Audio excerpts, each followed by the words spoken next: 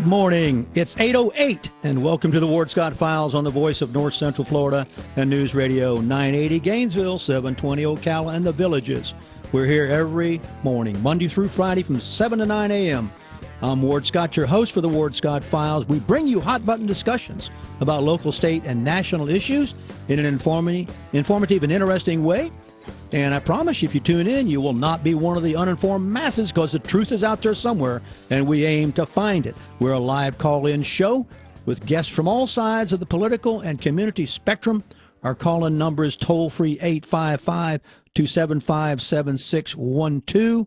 Our website, newsradioflorida.com. And answering the phones is James Bozeman, the maestro, and producing the news from his over 50 years of expertise in the radio business. We've been talking about the national scene and how dysfunctional it is. And one of the things that chagrins me about the national scene is how much herd mentality, party politics have brought so many, what I would hope would be good dialogues and good discussions, to a grinding halt. It seems as if on party orders, everyone is told to take a lockstep position, and shut down the government will be the end result of this, perhaps, if these party bosses have their way and business is conducted as usual politically. Ever since I've been around the political world, it's always been a problem, and people have addressed it in various ways. The city of Gainesville elections, which we're going to talk about in a moment, are nonpartisan, supposedly. But, you know, as soon as the people declare for the candidacy, the newspaper squeals on them and tells the public, oh, that's a Republican, or that's a Democrat. And in the case of the newspaper talking about this in the Brady election, we actually had 19 current and former public administrators in some form or another, municipal government, become known among people in the community who were involved in this political debate. The nasty 19 who signed a letter, 19 of them, protesting the race and Brady entering against Lowe, who was the incumbent at that time. And it became a very sort of distasteful conversation with a lot of lockdown minds. And it's always puzzled me that these lockdown minds, many of them come from the highest level of academia. Now, I've been in academia all my life. And if you listen to me on this show, you will see that I am open-minded, I'm principled, I have strong points of view, but I'm also willing to listen. You must defend what you say. You must be rational about what you say, but I'm willing to listen. At the same time, I feel that we have certain things that we stand for, and when appropriate, I'll talk about that. But I also want to learn, so I want to hear what the other side or whatever from the community has to offer. I've got a longtime friend in here with me today, Charles Goston, who is the past president of the Black Caucus here in Gainesville. And it's a Black Caucus that's a part of the Democratic Executive Committee, part of the Democrat Party. The current president is Erman Owens, and the vice president is Juanita Hamilton. And the thing we're going to talk about for a little while this morning is how locally we did something was done in the Gainesville race that has not been done, to my knowledge, in the national race. And that is people from different political persuasions, racial backgrounds, economic backgrounds, ethnic backgrounds, all those came together in a coalition to do what they thought was the right thing. Now, in the case of the Black Caucus, they got spanked for that. The Democrat Executive Committee wanted to take away their charter because members of that organization, not the organization itself, but members as independent people, had taken a position publicly to support a Republican. So we're going to talk about that for a few segments here. I've got with me Charles Goston. He's a longtime friend, as I said. And Charles, you know this. You've just come through this because Friday, Charles and his group and his supporters had to go to Jacksonville to face a tribunal, if you will, an inquisition about whether to allow you to be legitimate from here on out. So, Charles, bring us up to date on it. Thank you for being here. Yeah, it's my pleasure, Ward, to be here with you. It was a very trying situation. I just feel that the incident that took place on Saturday in Jacksonville before the Florida Democratic Party Judicial Committee was unnecessary. It was basically a slap in the face to all African Americans who support the Democratic Party and the political process. We were held up as if it was against the law for us to leave the reservation and do something independently. We were never supporting Ed Brady as a caucus, but we were surely supporting Ed Brady as the best candidate. This was precipitated by Craig Lowe's desire not to show up to any of our debates. We invited him. He didn't come. By the way, let me interject. You have the best debates, political debates in the community that I've seen. It's fair. It's no hidden agenda. It is a real debate. Yes, sir. And, he decided because he was directed by Evelyn Fox and other members of the DEC to not show up. Because I know he felt that Ed Brady was going to expose him for the things he has not done as the mayor. And, when you're led, like you said, if it's a sheep mentality where you feel like whatever the sheep herder tells you to do, that's what you do. And because we supported him, and because I was a state caucus office holder at that time, they felt like, well, we need to silence Charles. But this is the real, I think, the nucleus of it. When we went to Jacksonville on Saturday, Miss Master DaCosta, who I think is one of the most arrogant individuals I've ever met in my entire life, to think that she's the only one that possesses a college degree, which is a lie, and I had to tell her that, for her to assert that I had no right to allow Ed Brady to advertise in a nonpartisan publication that I've had for almost 20 years, the African American Voters Guide, and that in that sense, it was okay for Evelyn Fox to collect $2,500 from Hutch Hutchison to open doors at black churches, and she's not licensed to anything else. And I had to let her know that I'm licensed for this in the state of Florida and Alachua County to do business as a businessman. And she told me emphatically that one of the charges was I allowed this, Ward. And I came on this station and discussed the discrimination that has been consistent with the DEC toward African Americans. Candidates, just regular folks, organizations. I mean, it's sad, but then they want us to go ahead and collectively vote for them, and we do, to the tune of 93% in the state of Florida. And there's nothing that they're willing to give back. We've been given a bad check, as Dr. King said, and we're still looking for the bank that we need to find to cash it and to make it legitimate. And I'm telling you, I've never seen such arrogance between her, Miss Master DaCosta, Prather, representing the DEC. I tell you, it makes you reevaluate, okay, where they're coming from. And they were told that by the Judicial Committee, that basically you can't do the things that you're doing, and you can't continue to treat these organizations, especially the Black Caucus, the way you're treating them. Well, our call-in line is 855-275-7612. I certainly hope you all out there listening call in and ask Charles some questions about this. This is a very remarkable story we're sharing with you right now. It's 8:19. I'm Ward Scott, your host for the Ward Scott Files. Our call-in number is 855-275-7612. We have been talking with Charles Goston, past president of the Black Caucus. The current president is Herman Owens, and the vice president is Juanita Hamilton. And we have been talking about a trip to Jacksonville that Mr. Goston and his supporters had to make Friday to the Jacksonville office of the Democratic Party to see if their charter as a Black Caucus organization will actually be taken away from them so that they could no longer function as an organization within the Democrat Party. It was a scene that was not a warm and friendly one, let's put it that way. And Charles, can you paint the picture for us a little bit of who was there and what the principal and, you know, anything that you can help the listeners, this room, and because there were people in a caravan that followed you up there, right? And it was a diverse group. Very diverse group. Basically, we had about 20 of our members to go up, and it ranged from doctors, professors, lawyers, retired teachers, business people.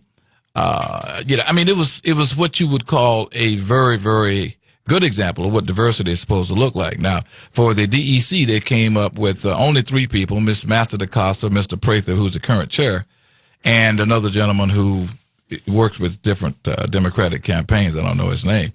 But, I mean, you know, when they walked in and saw we had about 20 folks in there, that became an apparent position to make them uncomfortable, because I guess they didn't think we were going to have that kind of support.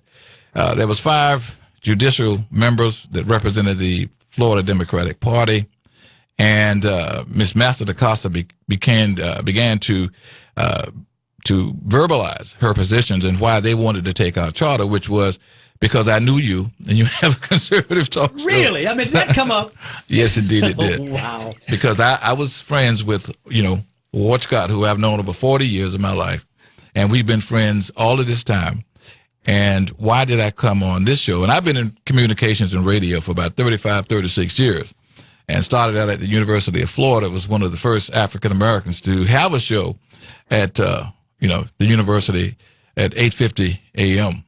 And so it bothered me tremendously for her to tell me that. Then she came and said one of the other allegations was that I had no right to sell advertising to Ed Brady. Now, I've been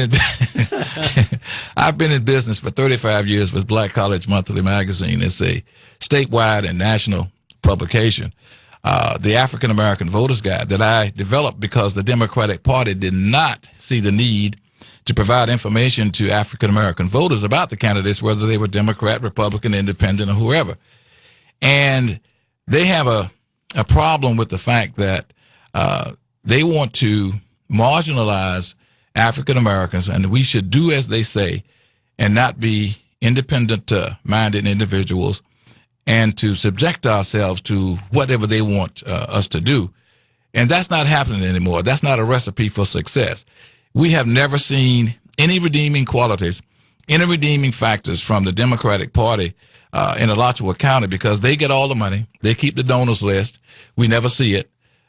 They get all of the attention. We do all the work, and we do all the voting. There's no other racial group in this county or in the state that 93% of one race votes for one party. It's amazing. We have a caller, Debbie. Welcome to the Ward Scott Files. Good morning. Thank you for taking my call. I have to tell you, the Alachua County Democratic Black Caucus is one of the best organizations this community has to offer, and I am so proud to finally be a member. And I just wanted to say that it's really clear.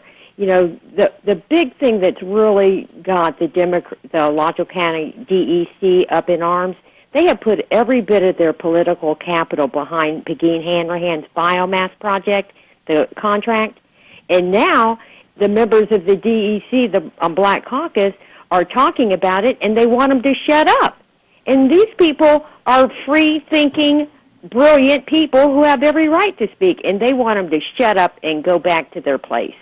And I'm so proud of you, Charles. Thanks a lot, Debbie. Now, Debbie, did you make the trip?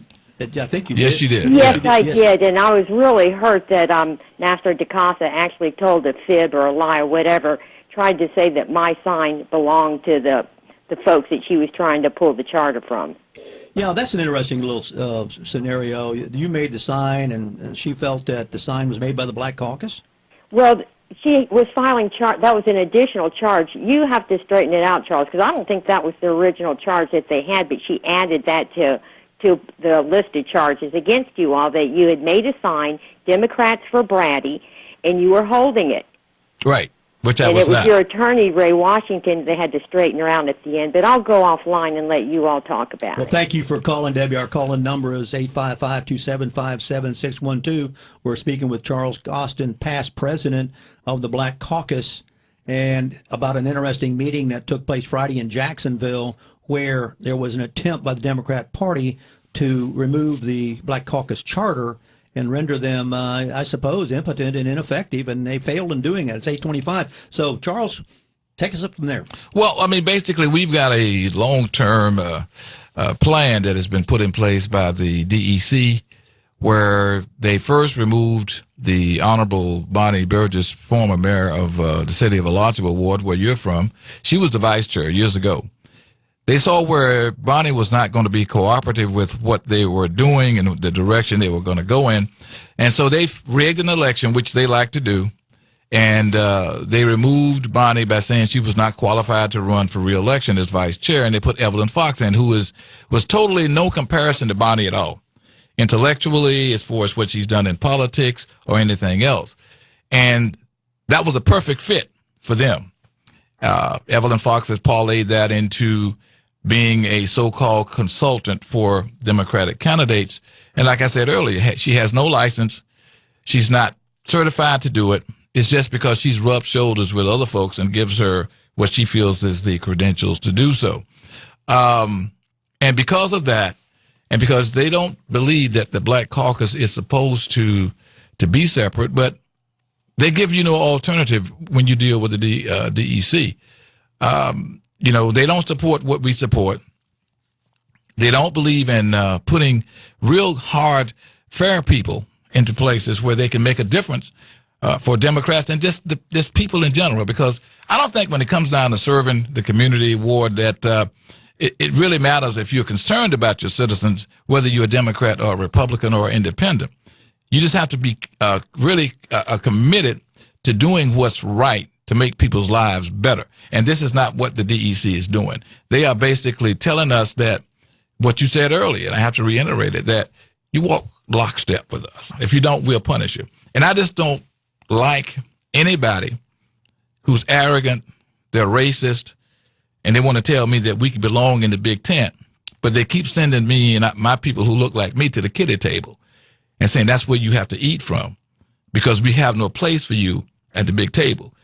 And Ms. Master DaCosta made that clear Saturday at the judicial hearing, along with Mr. Prather. And by the way, the vote on the judicial hearing was unanimous in your favor, wasn't it? Exactly, 5-0. And that was a diverse board, too. Very diverse board. And I'm telling you what, it was astounding that they would even try to do this. And the board dismissed their complaints with prejudice, meaning that they can never bring this back again. Never. And they opened the door for some other things that will be done to deal with the DEC, because this discrimination has gone on for a long time, as far back as Dolores Roberts, who was former mayor of Hawthorne, where they never supported her. She was a member of the DEC.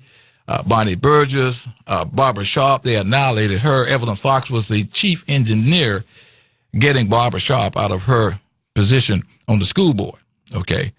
Miss McNeely never intended to run. They went out and recruited her. The DEC did, to do it. They recruited people to run against Clovis when he ran for District 23. I mean, this thing goes on. Right, Representative Watson. Yes, this thing goes on and on and on and on. And I'm saying they gave Craig Lowe $2,500. At the same time, Sherwin, who was also a Democrat, was running for the mayoral position as a Democrat. Then they turn around and they talk to their buddies up in Tallahassee, the Florida Democratic Party, and they send Craig Lowe $18,000 to run against Ed Brady. The state party. State party. Wow. Well, you know, we're talking now about really the inside workings of politics that a lot of people don't get from conventional news media sources. And you have to have been around the block and have been bitten by this to understand what's going on. And then you start looking around for what you can do. We're going to talk a little bit more. It's 8:29, but it's very interesting to me whether this is a real leadership act here, I think, on the part of the Black Caucus. We're going to be back in a minute. It's Ward Scott Files, voice of. Today we're talking with Charles Goston from the Black Caucus and his issues with the Democrat Party and how the Democrat Party has attempted to take the charter away from the Black Caucus for supporting a candidate that was not a Democrat, supporting a candidate for the city of Gainesville election last spring. Now, we have a national situation, of course, we're all aware of it, where this talk about the government shutting down It doesn't seem the two sides can ever agree on anything. We have absolutely party politics involved with health care, split right down the middle. Nobody wants to go across the aisle and reach out a hand to anybody else. I've always advocated, I always believe, that's why I'm a strong advocate of a conservative local talk show, that all politics begin locally.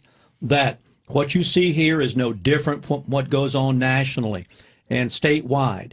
And if you understand how this works, you can understand how the other works. What we have going on right now is an example, I would submit to you, of leadership, of people stepping up and doing the right thing for the right reasons, and then, in this case, being chastised for it and still standing up and coming out on the right side. This needs to be put in a bottle and shipped out across the nation everywhere we're trying to get along right now. The divisiveness that I've experienced here recently in my lifetime in our country is greater than it's ever been. And somehow, some way, we've got to come to our senses and realize that we are all people, and we want to vote for the very best people we can vote for and get the best results. For the city of Gainesville, there are tremendous repercussions about who the mayor is going to be. There is obviously the most serious issue seems to be the biomass plant, where, of all things, the people who will be hurt the most by this, arguably, are the folks who can least afford it. On the east side of town, with the lower incomes, will get the higher utility bills. Now, there's been some shell games to try to figure out how to hide that from people. You know, we'll do some rate changes and we'll do some this and that. But the fact remains that you're getting less for more. And this all came to a boiling point in this last election. People got fed up with the same old party rhetoric and the same old party manipulations and the same power grabs that have been going on, because look what it led to. That was strictly ideology that led to the biomass plant. And by the way, my wife and I went out there by Turkey Creek the other night and sat outside the entrance, and it sounded like a big a shop vac sucking up chips of wood. I mean, it was really there. We have got to find a way, and I would submit, Charles, to market what you guys have done here in thinking for yourself and speaking out for yourself. You know, the governor is demonized as if, you know, it's all, and I'm going to use it, black and white. You know, I mean, it's not black and white. There's a lot of gray in the area. And I fault people for not doing their work and looking closer to see where the common ground is that can begin the negotiations and the discussions. So what is your take on how we might, as you look around state and national politics, how do we get this kind of leadership going? Well, we're going to have to look a lot further than the small capsulated areas that we occupy. We have folks who don't want to do the research themselves, and they want other people to do it for them. They want to believe those people who have certain labels and certain, pretexts to their existence, and that does absolutely nothing for the folks that you really have to serve. See, one thing I've said, Ward, for a long time, I never want to be a politician, even though I'm going to run for public office in 2015. But I've always wanted to be a public servant. I was one in the military. I was one when I was younger than that. I've been one ever since I got out. And if you're serving the public for the greater good, which is the utilitarian theory, doing the greatest good for the greatest number, then you don't have to worry about not doing the right thing. And that's what I like and appreciate and respect about Ed Brady and other folks who do the right thing. And you do it for everybody, because I don't think you can drop the hammer down and say, I'm going to do this just for Democrats and I'm not going to do it for Republicans. And I'm going to do it for Republicans and not doing it for Democrats, because you're doing a disservice instead of a service. And that's what we have went beyond with the Black Caucus, because we understand that we've had decades of Democrats and they have done nothing for a lot of us. Okay. And my question to a lot of people is, tell me one thing the Democratic Party locally has done for you. Well, we've got a caller on line 1, a caller on line 3. Let's take caller on line 1. Welcome to the show, Bruce. Yes, good morning. Mr. Goston, I'd like to commend you for being a voice that's willing to speak out and challenge the status quo of what's been going on in politics, especially within Alachua County. I have said before the county commission and other places that Democrats quite simply don't do what progressive elitists who I don't consider to be Democrats, have done to the people of Alachua County. Mr. Goston, I think it's important that the people, and you've made it clear, that as a caucus, you all did not take action, but as individuals with the sole right to do so, felt that the direction that our government was taking in Gainesville was contrary to your personal welfare, and took a stand. That's the part I see most egregious in what the local DEC tried to do to you as individuals who also happen to be members of a caucus. So I would like to commend you so much. There's some time for change. We cannot let things go forward without mixing this up. We can't have political bodies march at lockstep and do the things that they've done to the people. And I think as soon, the people of color, black, brown, whatever, okay, are the pivotal people in politics in America today. They can head toward freedom, somewhat physical conservatism, or they can sit on their hands and head toward hard communism. So, sir, I do commend you for everything you've done. Thanks a lot, Bruce. Thanks for the call, Bruce. Our call-in number is 855-275-7612. We have John on line 3. Go ahead, John. Hey, I just wanted to say to Charles, congratulations on winning that fight. I commend you and the entire group that went up there. I was out of town, but I read about it online when I was up cheering on my Gators in Kentucky. And Charles, you're absolutely right about the DEC and some of the prejudices that they've shown. I would even take it, I don't want to say a step further, but there is another. I mean, it's not just racial. It's anyone who deviates or doesn't toe the company progressive line is persona non grata. I mean, that's how I felt. It was one of the deciding factors in me actually ultimately switching parties.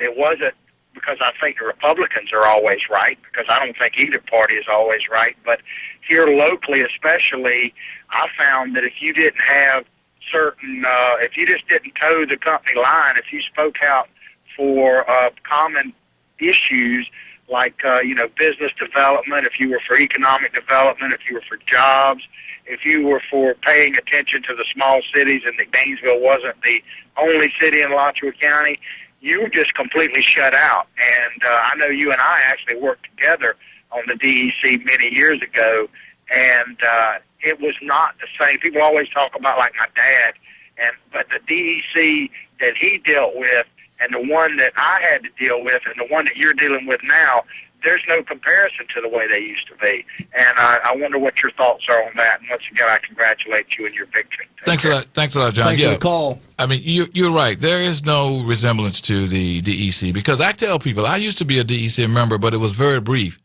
And let me share with you why it was brief. I was elected, not selected, as the affirmative action chair for the DEC.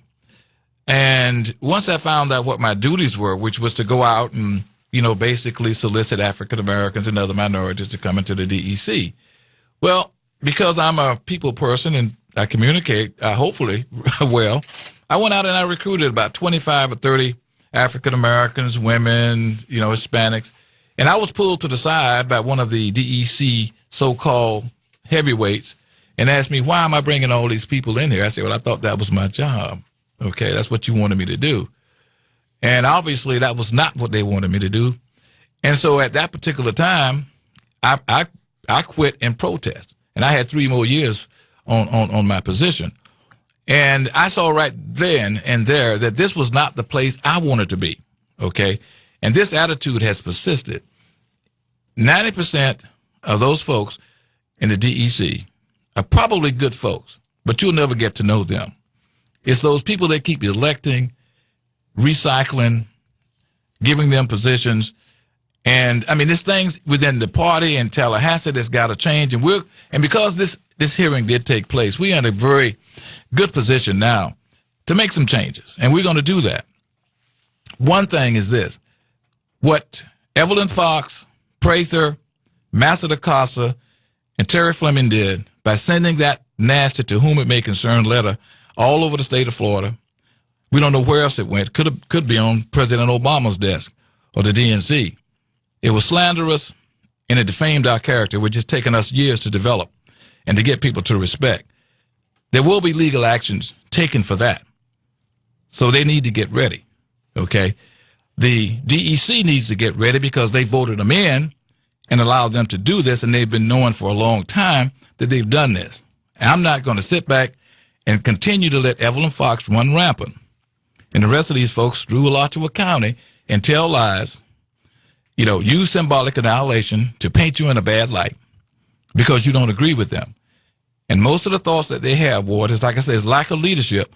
And what the Judicial Committee should have done Saturday is taken all of the executive committee, from Terry Fleming all the way to Prather, and taken them off. Put the DEC into receivership, which is where they're going to end up, okay? Because we don't need this kind of leadership anywhere, anytime, to infect other folks who are good people. Well, it's 8:47. We've been talking with Charles Goston. We're in the last segment of our 8 to 9 show. It is now 8:50. We have been talking about, with Charles Goston, I'm Ward Scott, your host, Charles Goston, the past president of the Black Caucus, about really an interesting development in leadership here locally and how much we are, the implications for this state and nationally as well, and the tremendous need to try to find common ground among all this dissension we have going on right now. And it seems as if locally we have found an example of how that might be done. You know, we've got hanging over our heads today as we're talking about this government shutdown. Everybody's using Obamacare to threaten them. And I got to tell you, we do have a very dangerous situation, and that is money. I mean, where's the money coming from? Reasonable people are asking, how much debt do you want to put on people? And you know who's going to pay for this debt eventually? The future generations, the people right now who have nothing to do with creating the debt. So we've got to have leadership. We've got to have people who are willing to get out of the herd mentality and to run on principle and to take a look at individual people and support individual people. And that happened. And for that, there was punishment. But fortunately, in this case, the right cause seems to have won, and it's going to have future implications. We were talking with Charles Goston about what the implications statewide might be now that this door has been opened. And you were talking about how the process really was not followed in this situation, and therefore there might be some unintended consequences, right, Charles? Oh, my God, yeah. I mean, look, when you have a local grievance with a local political affiliated organization like the DEC and the Black Caucus. The DEC mean the Democratic Executive Committee. You're supposed to first file a grievance with the local grievance chair, which would have been Pat McCullough. That was not done. And if Pat can't solve it, then it's sent to the state grievance chair, which is our former state president, Daisy Black, which was not did. What they did was send a to whom it may concern letter, which followed up by some other heavyweight Democrats in this county who called Allison Tant, who's the new chair, because if Rod Smith would have been there, this would have never happened. But Allison Tant did not know the history. She did not realize how infectious these folks are here who run the Democratic Executive Committee. So they just said, the heck away with you guys' bylaws and the laws of the Florida Democratic Party. They took us straight to a judicial, which was illegal. They admitted it was illegal with no investigation, no evidence to support these allegations that the Democratic Executive Committee made.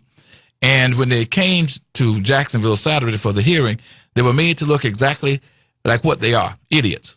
And they think that this kind of behavior is going to go away with us. They are sadly mistaken. And I like to commend former school board member Barbara Sharp, Juanita Hamilton, Erman Owens for standing up along with our coalition.